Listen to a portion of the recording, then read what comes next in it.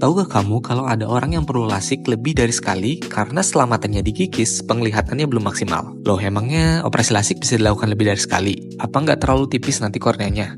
Nah, di video kali ini kita akan membahas semua yang perlu Anda ketahui tentang lasik, termasuk apakah Anda bisa melakukannya lagi setelah operasi pertama.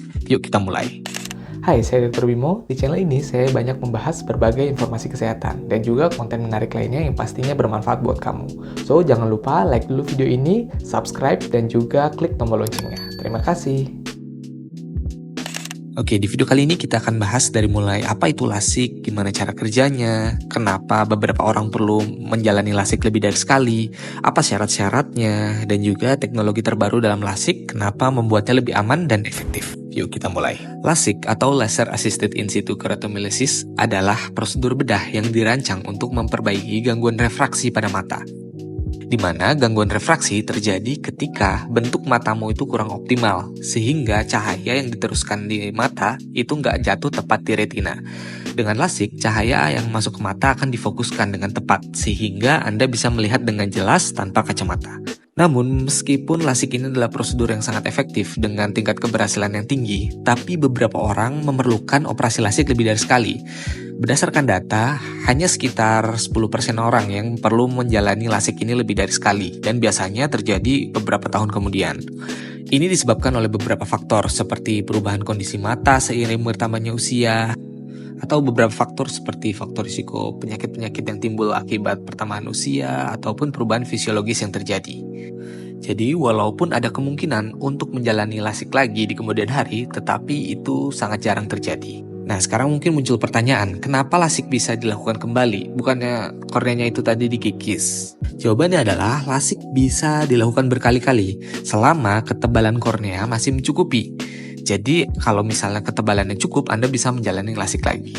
Ketebalan kornea yang ideal adalah 500 mikron, dan saat LASIK, yang dikikis itu hanya sekitar 110 mikron saja, sehingga masih ada sisa tuh.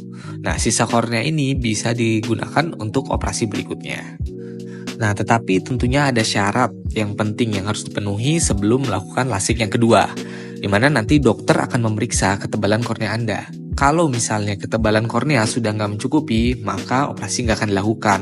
Tetapi kalau masih ada, itu baru bisa dilakukan. Sehingga ini sangat penting untuk memastikan kesehatan mata tetap terjaga, karena yang diutamakan adalah keberhasilan dan juga kesehatan mata Anda. Nah, tetapi beruntungnya teknologi LASIK terus berkembang. Dengan teknologi yang terbaru, pengikisan kornea nggak perlu dilakukan sebanyak dulu.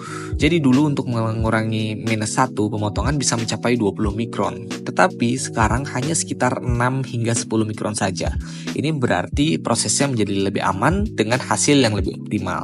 Sehingga apabila nanti di kemudian hari beberapa tahun kemudian ada perubahan sehingga diperlukan LASIK kembali, maka ketebalan kornea masih cukup untuk memperbaiki daripada penglihatan kamu.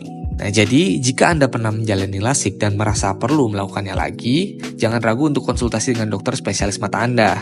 Ingat, karena kesehatan mata adalah utama, jadi nanti akan diperiksa dulu. Kalau misalnya ketebalan korneanya cukup, maka baru bisa dilakukan operasi kembali.